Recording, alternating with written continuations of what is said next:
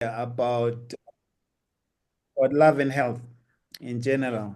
That when you heard that you were going to be sharing today, what did you feel you want to share with the people as your own introduction? As my own introduction, love Yes, is start with. scary. Health is scary.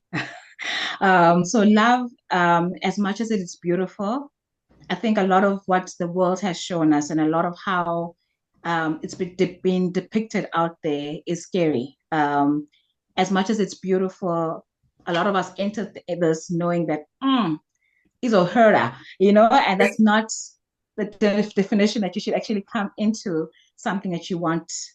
Um, you don't walk into it with that perception. And if you do, it clouds your vision. It's glasses that you're putting on that will cloud how you enter that relationship. It'll cloud how you interact with people, and it'll also cloud how you feel about yourself because you are already entering something that you are fearful of.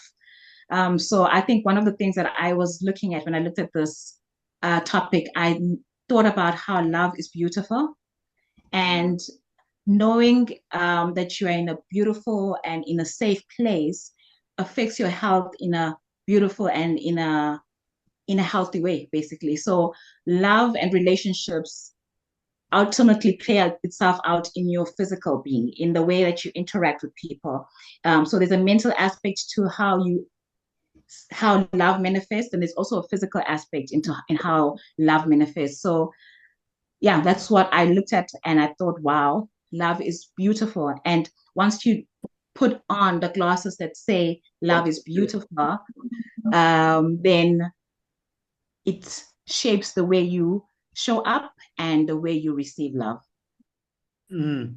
Was it when you say there are people that are getting in with this attitude, love is scary, love is fearful, bazong hater, are you saying in a way there are people that already set themselves up to fail and have really Unfortunately, painful relationships in the process? unfortunately, because I think a lot of us don't believe in the idea of you what you give out, you get in. But the world teaches you in many aspects that garbage is garbage out. It tells you that hurt people. Sometimes you are the one who's hurt and you go into a beautiful relationship and you bring in the hurt.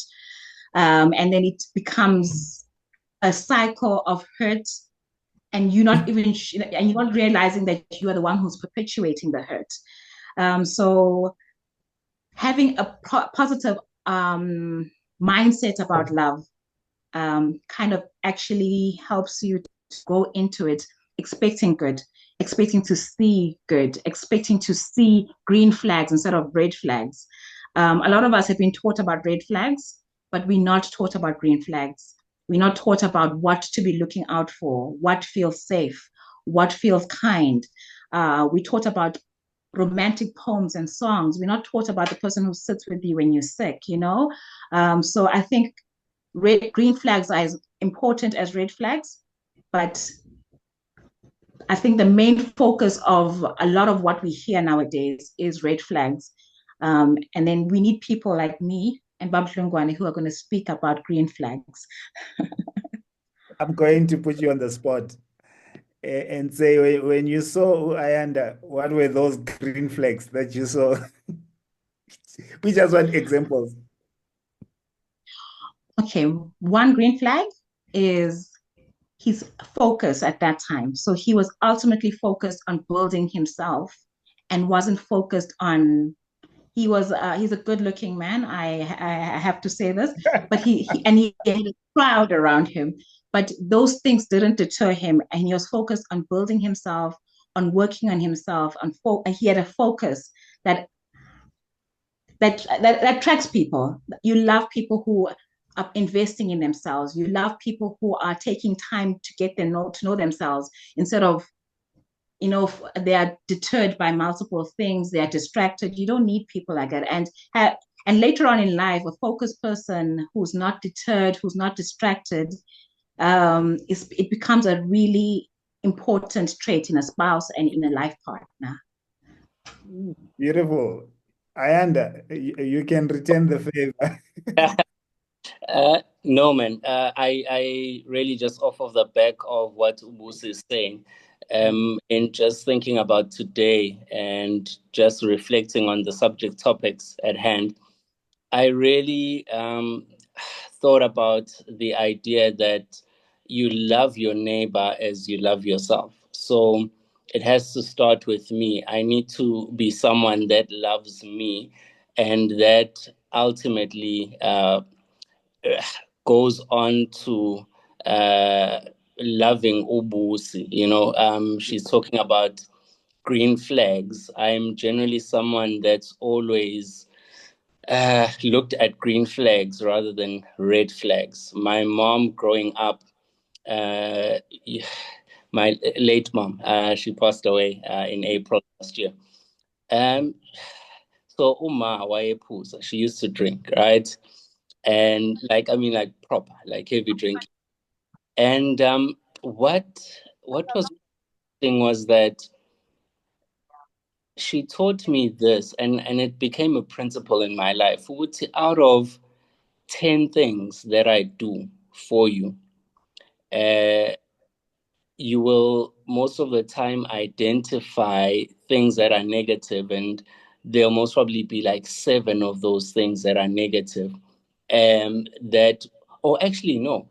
She said three things that are negative about me actually will end up covering for the seven things that are good that I do for you on a day-to-day basis. And so she said, very simply, in life, instead of focusing on things that are negative, look for things that are good. And that's just how I've gone about life in general. And Busi's been an amazing blessing in my life. I've loved journeying with her. This year we are married 10 years, and it's been an absolute yeah, blissful journey. There has been challenges in terms of getting to know one another as we have journeyed, as we've been married, But one of the things that I've always looked at and I've looked for in a partner was just maybe let me start off by saying ukuthi ngiyakubona konke ubuhle bakhe and everything. But do you know, I think one of the main things for me was always someone that has a friendly demeanor. For me, that was so important because, and there are people out there, Oti, when you meet, like there's nothing about them. Like even if they are happy, yeah, but it's like they have an angry face all the time. And honestly, my thing was always, can I actually um, find someone whom I feel at home with, like when Ubusi came into my life, Ubusi was someone that I felt at home with, someone who has a friendly demeanor, someone that I was not going to be scared of. Because khona abanye abantu, that's there something about their face. Umuntu angry without being angry. So for me, Busi was like a coming home too, and I think that was just one, and I've always looked at someone that loves people, has a heart for people, and Ubusi has that. And I think looking at where we are and where we were heading to, where we are journeying to, it is so important for someone who has a genuine heart and a love for people, and especially people that are previously disadvantaged. Yeah. Okay. All right. So if you reflect on the relationship that you've had, you said you've had 10 years together. Yeah. Looking at what has worked for you, if I ask you and say, what makes relationships work? I think you answered the first one, Yeah. just how you get in. Yeah. Yeah. How you get in and who you get in with. I think that's like the fundamental part Sure. one. You get Sure. in with the wrong one, you will try whatever you want, right? Yeah. But let's say we found each other, the green flags were there and they were good, and there were many. Yeah. What makes relationships work? Because I believe, and I know you know this, there are many good relationships that still fail, or good Sure. people in a relationship that still struggle to make it work, and they live really painful lives, and they end up even sick because of just how painful the relationship itself is. Selflessness, right? And being willing to serve the next person. Being Mm, selfless in serving the next person. Being selfless in serving Busi. So let me just make a practical example. And I was chatting with the guys that I was in the car with, my fellow colleagues today, about this. And it's not very popular out there. But for example, in the mornings, I'm up at 5. I prep lunches for the kids. I prep lunch for Busi. If on whichever day or whichever days, mhlambe the helper's not around. By the time Ubusi gets up, the kids are ready for school. They've had breakfast. Their lunches are made. Her lunch is made. She wakes up, and by the time she wakes up, she basically everything is ready. Everything is good to go, and it's time for us to do the morning school run. So that's one aspect of serving your partner, serving the next person, and serving selflessly. Yeah. mm. So for me, acts of service uh, are That's powerful, and I love the example there. What would you say then culturally? Because ngiyabona umZulu lapho, at least I'm assuming, I am if proper through and through Zulu Baba. when we look at you and say bakudlisile wena. You know what? I really I actually take that on. It's like, I mean, I don't mind. My thing in life, I've always said people are allowed to think what they think. Yeah, but because I know who I am, Mm, uh, I know what I stand for. I am not moved by such. Yeah. You're not shaken because you Mm. hold true to a belief that you know works for you and your family. Dlisile, not Dlisile. I'm here to love my wife, knowing where I come from, and knowing ukuthi my mom had 2 failed marriages in my family. My mom had 7 kids, right? Uh, 5 boys, 2 girls.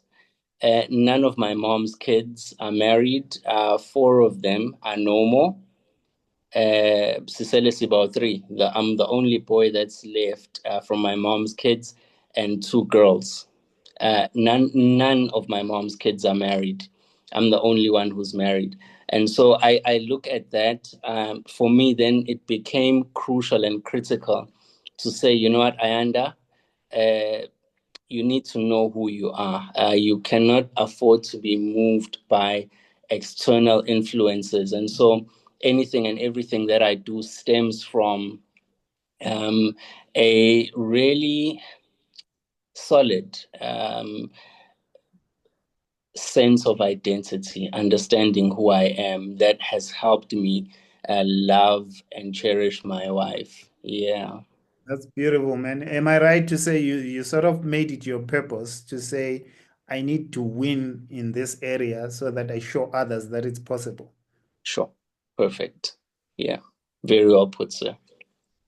Uzi, what makes relationship work? What's your take on this? My take is so there's two things that I think are really important. Before I got married, I think when I was quite young, my dad gave me a piece of advice that kind of stood out. he said to me that nobody's born a husband and nobody's born a wife. It's a role that you grow into. And as your beautiful husband or your amazing wife is part of the work that you put in to that relationship. You build up that person. You are helping them in a role that they've never played before. And then you want them to play this role for the next 50 years. They've never done it before. And then you want them to do it specifically to your liking, not necessarily to another woman. Women are different. Ayanda might be a different husband if he was with a different wife, you know. But that's one of the things that Dad told me. And when I got married, I realized that I'm marrying a young man who had aspirations, who had dreams, and I'm coming into a place where I have my own aspirations and I have my own dreams, and we're trying to build something that is going to be unique. It's not going to find it with other people's things. It's going to be unique. It's me and him having grown in different environments, having grown with different parents. But we are trying to build something that is ours, and it's beautiful, and we're going to keep it safe, and we're going to protect it. So that's number one, because I think that was huge for me. Having my dad. Someone is already saying thank you, Guchet. That's wise words from your dad. It's beautiful, because when we got married, we got married quickly. We barely had any furniture in our house, and I think we stayed without furniture for like almost 2 years. We had a small couch, we had a bed, and then we had our firstborn, so we had to focus on our firstborn. And a lot of times we see people on social media who have, as they get married, they're moving into a 5-room house, and it's got a designer, it's got an interior decorator, they've gone to the best furniture makers. But that wasn't our story, and we had to look after our marriage and look after our story and what God was trying to do in our lives without comparing it to other people. So that was, so like I'm saying, you need to keep your thing safe, and you need to look after the person that you've been given by God. The second thing is that you need to be two very, very, very, very good forgivers. You can't remember what happened last year in April around this time. You know, you can't. You need to forgive completely, throw it into a sea of forgetfulness, and forgive in such a way that it doesn't change the way you show up in the marriage, show up in the relationship. Forgive in a way that doesn't compromise your values. Please don't misunderstand what I'm saying, where I'm saying forgive everything. And no, forgive in a way that I think you need to reflect and make sure that it doesn't change who you are. It doesn't change because I've seen a lot of people who forgive, and yet you're not allowed to go there anymore. You know, you forgive, and you put a line there, and you put stipulations on your relationship that now change who you were. The fun dynamic that was there is no longer there because you've forgiven, but with conditions. So you need to be two very good forgivers, and it's hard. It's not an easy thing, but it also needs to come from a place of grace. If I understand that I'm going to ask for this person to be gracious with me, then I need to be gracious with them. So like I'm saying, we don't forget everything. There are things that we had this kind of conversation a couple of weeks ago, where there's a scripture in the Bible, 1 Corinthians 13. It talks about love is patient, love is kind. And almost the last scripture of that love part, it says, love always gives, always hopes, always forgives. And the idea of always forgiving, yar. As humans, we struggle with that. Huh? Yeah, we struggle with that, but it's something that your partner is asking from you, and you are asking from your partner. You're not always going to be perfect. And I think some of us, we came from homes where grace wasn't on the table. We had harsh parents. We had parents or we grew up in environments that were harsh, where things were either black or white. So we haven't learned how to be gracious. And when you enter a relationship or you enter a marriage, that person needs to trust you implicitly. They need to know that you are going to allow them the grace to be themselves. And if you aren't able to do that, it compromises who they are in the relationship, and it compromises how far the relationship goes as well. Wow.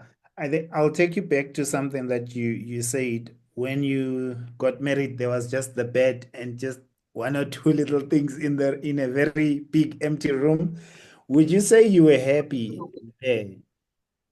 I was talking to someone in the afternoon and we were saying we were just observing a lot of people that have made it, but made it before they got into relationships are struggling to find the right person.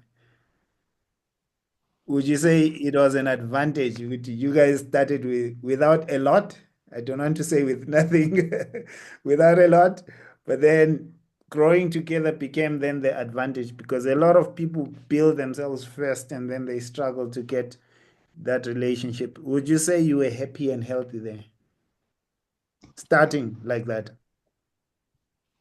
I'd like to say that it was a grace of God Mm. because it wasn't our doing. If we had it our way, we probably wouldn't have chosen that particular point to start off on. But it was the grace of God that kind of, yes, that made things look really good in the first few years. We were more gracious. We knew we were working towards something. But in terms of being happy, we were happy. We were happy. I have to be honest and say we were happy. We are still happy, but we were happy. I think it's because we had spoken about what we are aspiring towards, and we knew we were walking towards it, and we were both working towards that. But more than that, it's the idea that we had created something that was safe for us. No matter how bad the day was at work, I could come home to even our one couch and be happy that I've got somebody that I can talk to, somebody that I feel safe with, somebody who knows me on a good day and on a bad day and still loves me, somebody who chooses to come back to our home, even though he can see the situation. So those things are important because unfortunately, we think that love is a once-off decision. It's a daily decision. And sometimes you have to make that decision 4 or 5 times a day because too many things are happening. Something was said that was unkind. Something happened that shouldn't have happened. And you have to make that decision 4 or 5 times a day. But it's a decision that you are making on a daily basis. And when somebody chooses to come back to a home that you are building, chooses to come back to a difficult situation, chooses to come back to something where you can't even see, you can't see the light at the end of this tunnel. It encourages you. You want to build with that person. You want to build because you're feeling safe there. And one of the things that I've always felt in my marriage was safe. And I didn't know that I needed to feel like that until I met a person that made me feel safe. And then I realized how important feeling safe actually is. And small things. As a young lady, as a young black lady, in South Africa, feeling safe is important. And my husband has been able to do that for me. And therefore, I keep coming back. Yeah. Nice, Mshayeli Zandla. This is good. Ayanda, when you listen to this, I imagine there's someone who will be listening and thinking, okay, what about me who can't find this person? I can't find this person. And in your intro, you established that there's a connection between love and health. And some people end up manifesting physically with Mhm. illness because they are suffering emotionally. So, someone who says, look, I hear your story, it's beautiful, but for some reason, I just can't find the one. it's not happening for me, and we know that they're going to end up struggling as well. Sure. What do you have to say for them? So look, I mean, I think having a background of sports science and understanding that being physically healthy translates onto many other things in your life, you know. So with being healthy, I think let me just speak more from a personal point of view, right? So last year, right, uh, our house actually caught fire. It was the 16th of January, right? We had no house for the first 6 months of the year. Sure.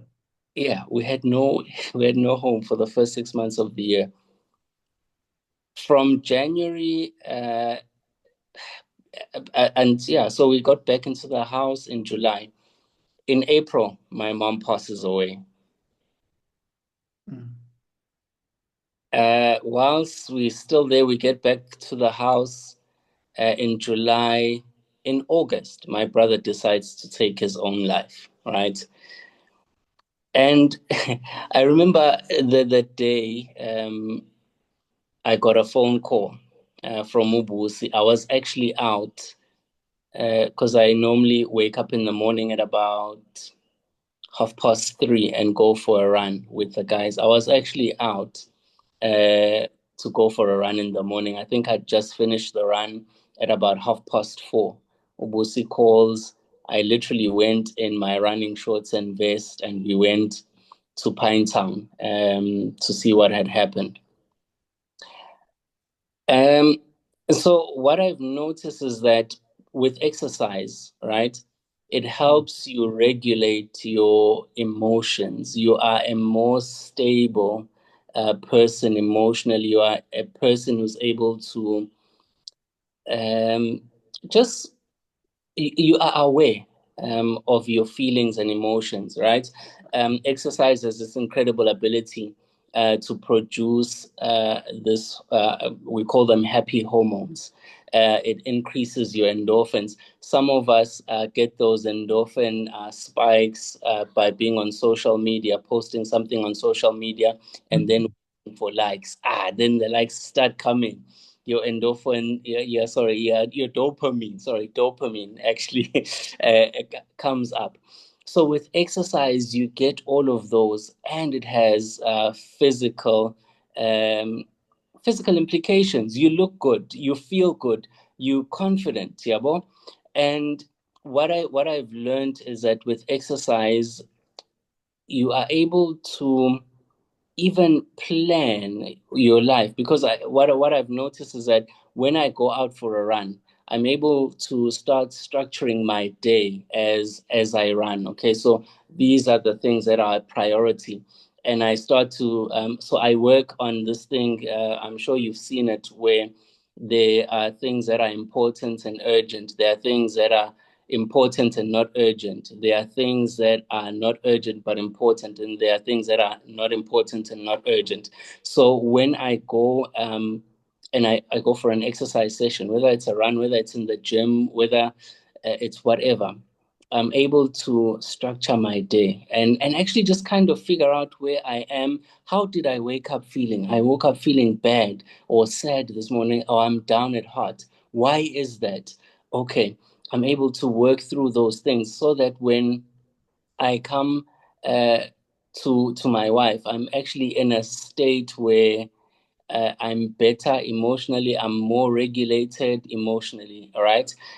But what I've noticed with that, when my mind is functioning correctly, I am physically healthy, well, and fit. Right. I have energy. Right.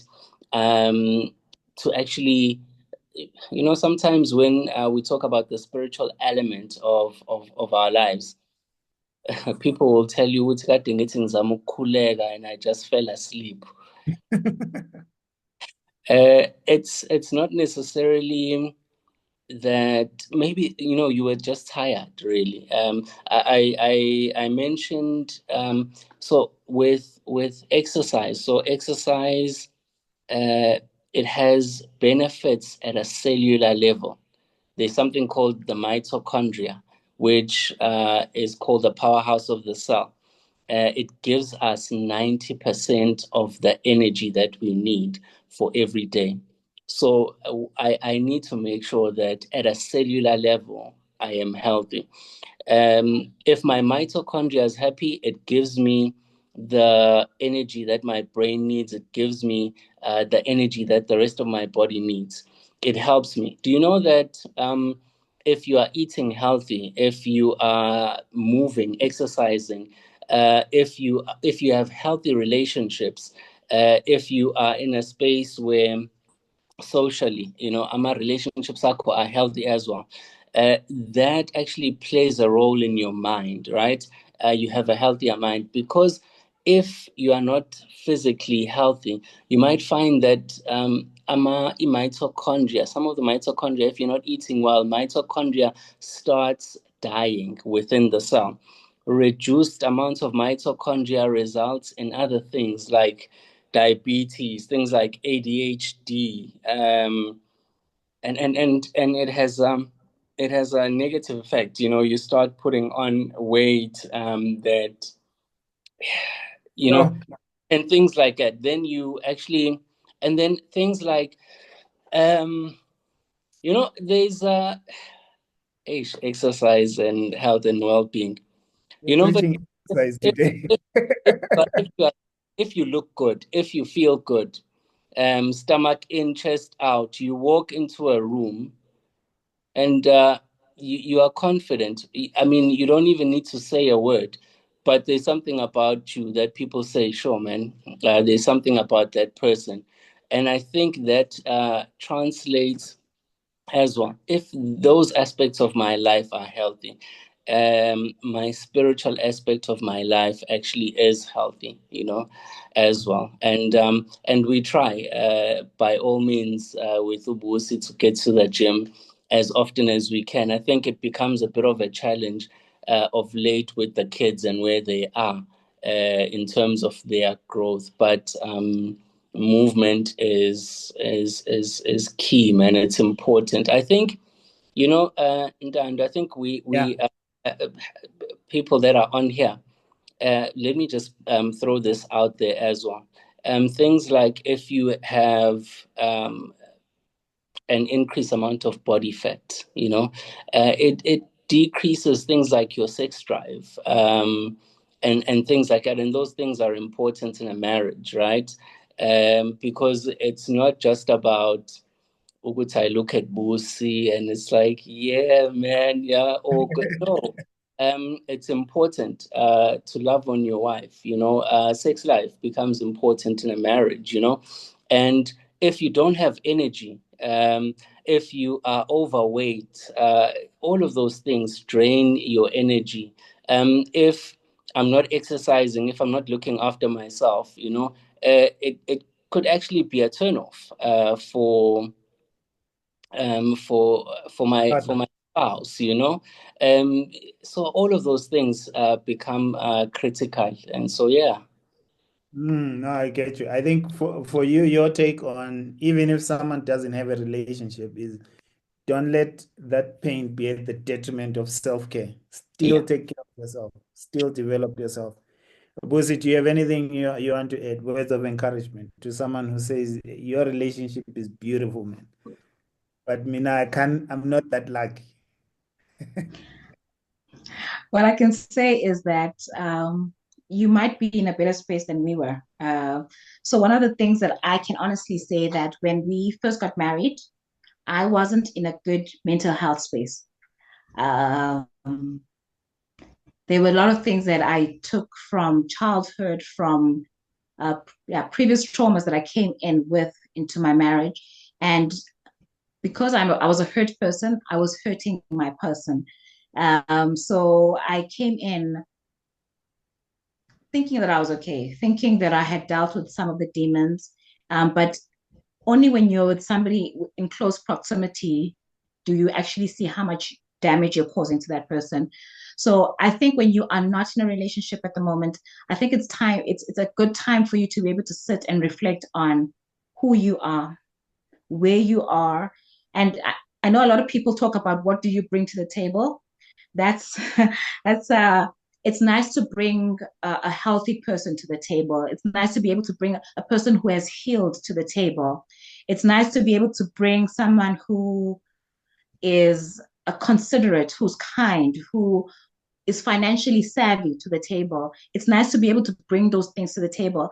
Having gotten married young, there's a time that I didn't get a chance to work on those things. I didn't get a chance to have enough money and work on my financial savviness. So by the time I got into my marriage, I'll be a financially sound person. The way we speak as girls, sometimes we get into we is not how you're going to speak to a husband. Um, the, the yes, so I think in a time when you're in the season, cherish the season, look after yourself in the season, figure out what you like and what you don't like. There was a point in my marriage when, my husband would always suggest the restaurant that he wants to go to. I couldn't come up with a restaurant because I had not spent time with myself and figured out, do I like seafood or do I like shisanyama? Spend time with yourself, learn what you like, what you don't like, learn spend time reading, figure out who you are, grow yourself, because I would have loved to come and bring more to the table. But when I got into marriage, I was very naive. I had a lot of hurt. I had not gone to a therapist. So I came in with a lot of anger issues, a lot of, he'd be giving me feedback and I would, recoil. And you know how women recoil. We recoil with punches, we don't just recoil. So a lot of what I would have liked to have done and the work that I would have liked to have done, I managed to do in marriage. But if you are in a season where you don't have somebody, if you're in a season where God hasn't brought somebody as yet, work on yourself. Come to the table as a person who's healed, restored, who's full of joy, who has purpose as well. I think sometimes going into a marriage and you saying you're going to follow your husband's purpose, it's tiring because it God has created a purpose in you and has put something in you that he wants you to ignite, that he wants you to grow. And yet you are now focused on this one person and you're focused on being all to this person and you're missing out on what God intended for you. So I would say use the season to grow, use the season to build good relationships. One of the things that I did was neglect my girlfriends when I got married because you hold on, you must cling to the husband. So I clung to my husband and I neglected friendships. And now that I'm in marriage, now that we are established, I need a girlfriend. And had I worked on my relationships, I wouldn't have struggled. There's a season where I really struggled. I really struggled because I had no girlfriends around me. I had nobody that I could talk to. And had I worked on my relationships, had I sustained my relationships, had I prayed with people, had women that I'm praying with, had people that that I didn't come home and just pour out everything to Ayanda, but I had somebody who I could talk to on the side and say, hey, I had a bad day. Could you advise me? It would have made our marriage a little bit easier for him. He wouldn't have felt that he had to carry me a lot of the times that he had to. So I would really encourage whoever is out there in this season, be excited about it because seasons come and go. This is a season that Kolo Kolo has blessed you with. It might not feel like a good season, but it's a season to grow. It's a season to nurture relationships. It's a season to prune as well. There are things that might be carrying, that you might be carrying that are not yours. Things that will just burden your family, burden marriages, prune, and just work on that. Work on that in the season, and I promise you, God doesn't waste seasons, and that season will be a blessing to the person you're going to be in a relationship with, and it will be a, a blessing to the family that you're going to have in the future as well. Amen. I have one more question for you guys. They say love isn't static, and one thing that you testify to is starting really small, but you've grown together. What can you talk to us about mutual growth? Because what we've seen in other relationship is one partner grows, the other remains the same, to the point that one has grown so much they feel like, hey, when you don't qualify in my world anymore. How did you guys get this part right? Not sure who will start, but just growing together. Do you want to go for it, Busi? Go ahead, love. Okay. Look, I mean, I think coming from the background that I come from, right?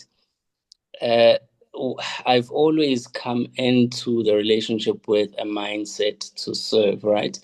And looking at my mom and dad, I mean, I had the privilege of seeing them in marriage for about, I'd say, 8 years of my life. I saw my dad serve mom. My dad wasn't a professional. My mom was a professional. She was a teacher, ended her career as a principal. So basically, what I do, a lot of things that I implement in our marriage, the serving aspect of it, are things that I saw dad do. So literally, like by the time my mom would wake up, all of these things that I'd mentioned earlier would be done. When mom wakes up, everything is ready, and we are off with mom to school. And I think in our marriage, I think Busi, we got married. You were on the program, studying to finish off your M.Med. I think a better 7 years of the 10, was Busi studying, was sleepless nights, and I think because I came with a mindset to serve, I said, you know what, Ayanda, hang low and support your wife. Be patient, just support your wife. I would love to do an MBA soon, and we have had a chat about that. And she has said, hey, where to now? So I think it comes down to one, humbling yourself and understanding that, hey, she is pursuing her passion. She's pursuing something that she loves. There was a guy who visited us. When was it, Busi? Was it last month or the month before? This young guy, he's about to finish varsity. He's from where's his place? Eswatini, yes. And he was here to actually observe marriages. What does a marriage setting look like? Of people who love the Lord, of people who are serving the Lord. And I think that what I told him was, you need to be flexible in a marriage setting. Just because I'm the husband, I'm the head of the household, it doesn't mean ukuthi manje everything that pertains to Ubusi dies, and what I say and do goes, and she must support that, and she must do everything. So for me, I took it as a season, as to say, Wutsi, my wife is pursuing her passion. Let me support her. And by the way, while she's on the program, we have two kids. Ubusi, her colleagues at work would ask her at 4 months, babes. She would leave the kids with me without a worry. Wow. And there would be no issue. She would be at work, and even her colleagues would be like, "Excellent, who did you leave the kids with?" We didn't have a helper at that time. And so Just, I don't know, man. I think this I think thing you've answered. of And you went deep. self, yeah, yeah.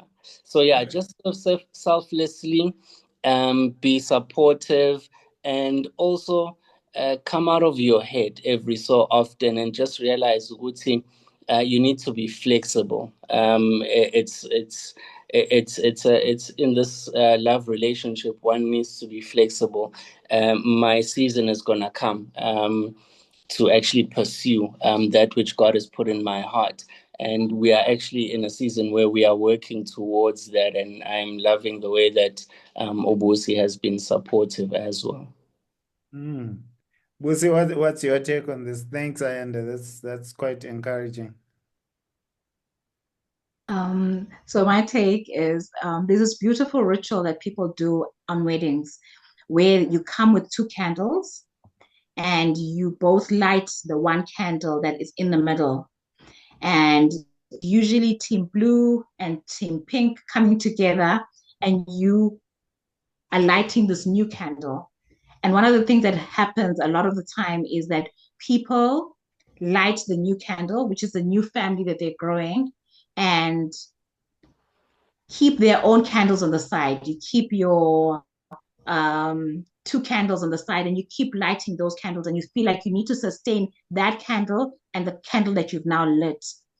Um, when we got married, Ayanda spoke about what we wanted, and we matched our expectations and we matched our dreams, our aspirations, and we talked about it. We sat down and we talked about it, and he promised to support me, and I promised to support him.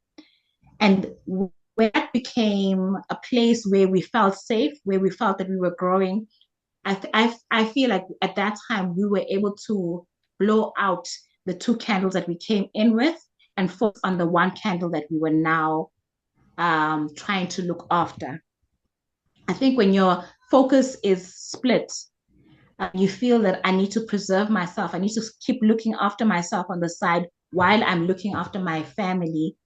It can come from a place of purity, it can come from a place of um, I saw my mom get hurt. I don't want to get hurt again. Come from a place where I've seen your partner dies and you don't have anything. But I feel like when you are building together,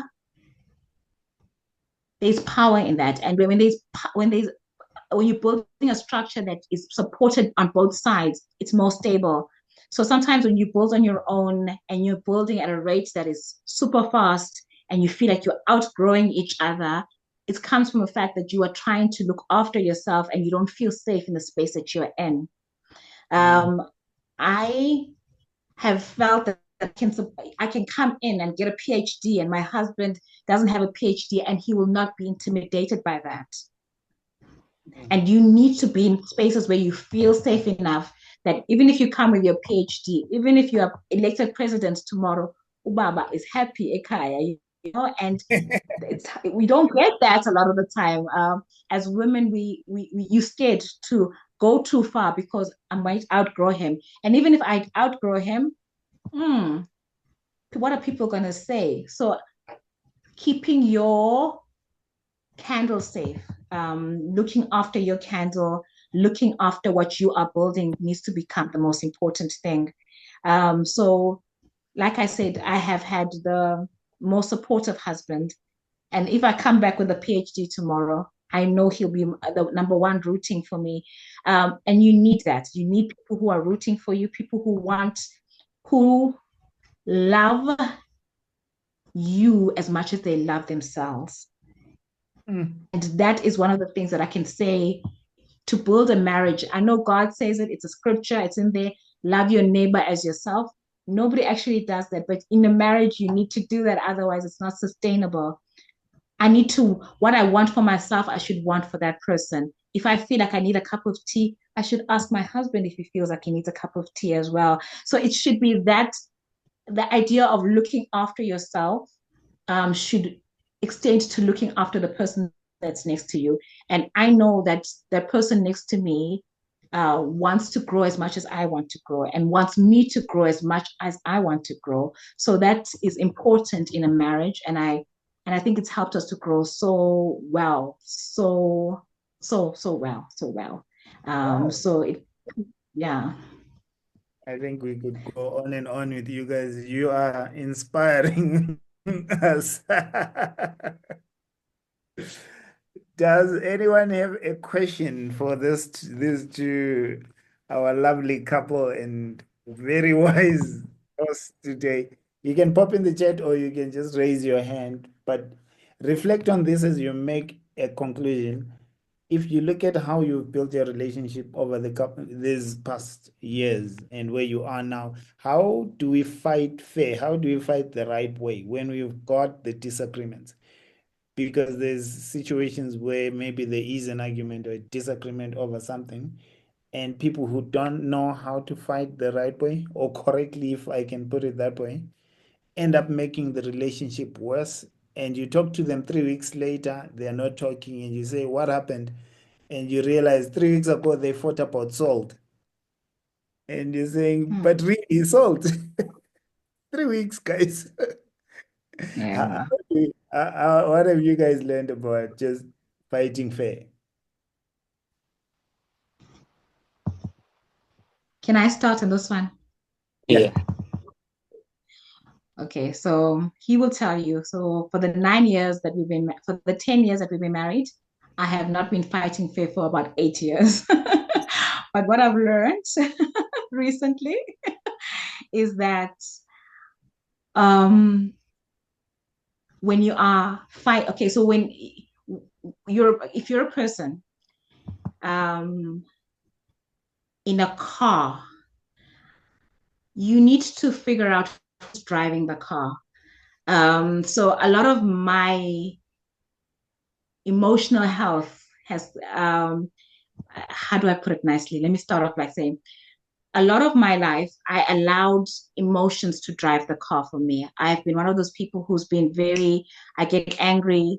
I say it's a Kumalo trait. I speak my mind and I feel like after I've spoken my mind, I'm okay.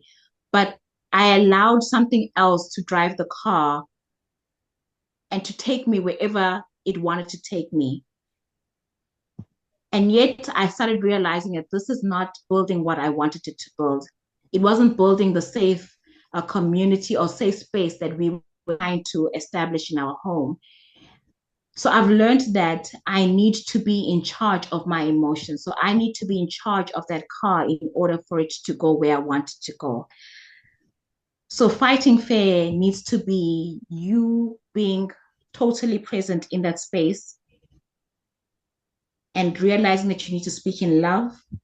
You need to be kind, you need to be gracious, and you need to listen.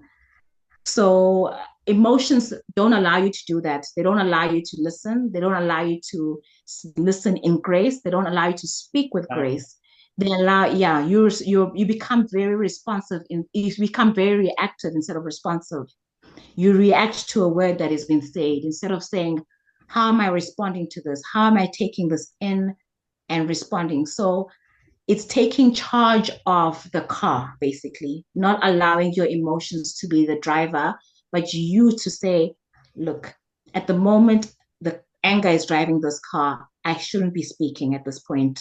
I need to only speak once I've taken control of the car and I know that I'm now responding instead of reacting. So I wanted to put the disclaimer that I haven't been a fair fighter for the longest time, but it's something that I've learned that you need to be a responder instead of a reactor in order to be able to steer the car in the direction that you want it to go. Thank you. I have 1 minute. Let's see. Ayanda and Zenzile, I'm not sure if it's a question. Let's go with. All right, Zenzile. It's not a question, sorry, Ntando. It was just a comment, which Ayanda and Busi are so young and they have so much to share that is inspiring. And I'm just remembering when we started to Ayanda with the comment that he loved Busi not because of the beauty only, but the friendly face. And that took me aback because I'm divorced, but I didn't have a person with the friendliest face. And I would even ask, why are you always frowning? That is so important. And this was so powerful for me. And I'm grateful that I left my marriage because I didn't have this. They have such a beautiful thing, and I'm just commending them and to keep it going. Thank you. Thank you, Siyabonga, and I agree with you 100%. I Thank think you. Ayanda, you can close for us. Your vote of thanks, your closing comments. I know you had something you wanted to say.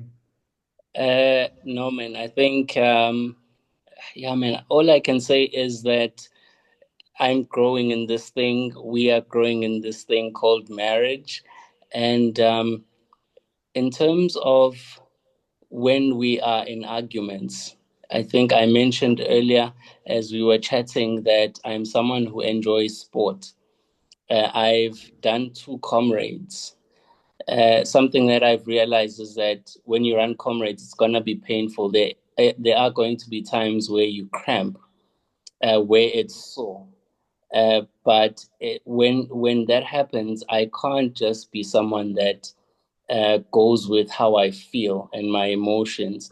In fact, the Apostle Paul talks about Uti, I beat my body so that it becomes submissive to the spirit.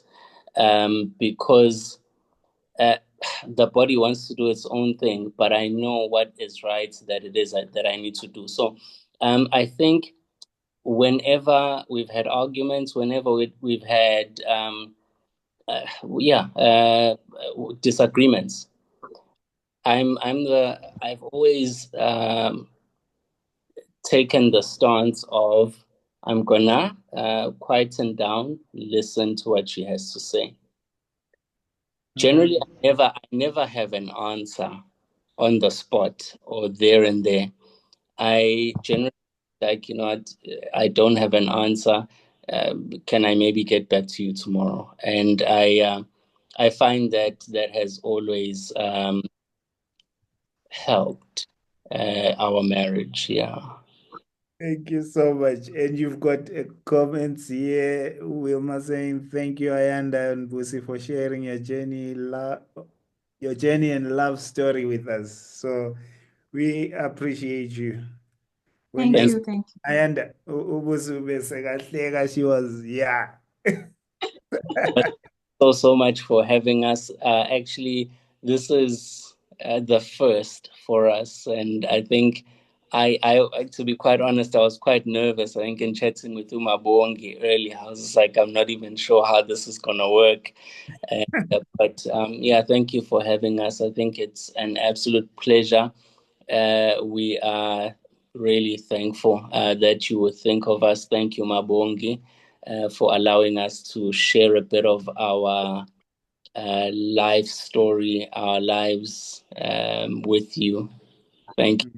Thank you so much. Mabongi, over to you, I suppose. But thanks everyone for joining and for us stealing your 4 minutes.